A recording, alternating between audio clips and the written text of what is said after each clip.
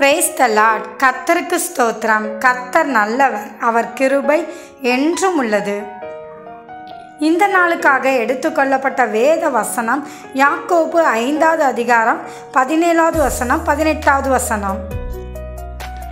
எலியா என்பவன் நம்மை போல் பாடுள்ள மனுஷனாயிருந்தும் மழை பெய்யாதபடிக்கு கருத்தாய் ஜெபம் பண்ணினான்.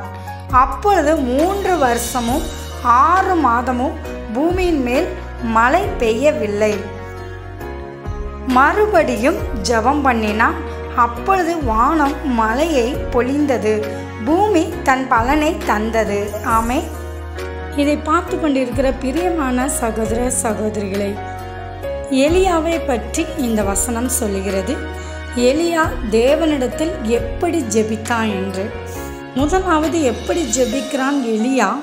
மழை பெய்யக்கூடாதுன்னு சொல்லி கருத்தா ஜெபிக்கிறான். அந்த ஜெபத்தையும் கர்த்தர் கேட்டு 3 வருஷமும் 6 மாதமும் மழை பெய்யாமல் இருந்தது. மறுபடியும் எலியா கருத்தா ஜெபிக்கிறான் மழை பெய்யணும்னு சொல்லி. கர்த்தர் அந்த ஜெபத்தையும் கேட்டு மழையை உடனே தருகிறார். இதிலிருந்து உங்களுக்கு என்ன புரிகிறது? முதலாவது, நம்முடைய தேவன் ஜெபத்தை கேட்கிற தேவன். அது மட்டும் இல்லாமல் ஜெபத்துக்கு பதில் கொடுக்கிற தேவனாகவும் இருக்கிறார். நாம் எப்படி ஜெபிக்க வேண்டும்? எலியாவை போல எந்த காரியத்துக்காக நாம் ஜெபிக்கிறோமோ அதை கருத்தாய் ஜெபிக்க வேண்டும். அப்படி நாம் ஜெபிக்கும் போது கர்த்தர் அந்த ஜெபத்தை கேட்டு நமக்கும் பதில் கொடுப்பார். ஆமென்.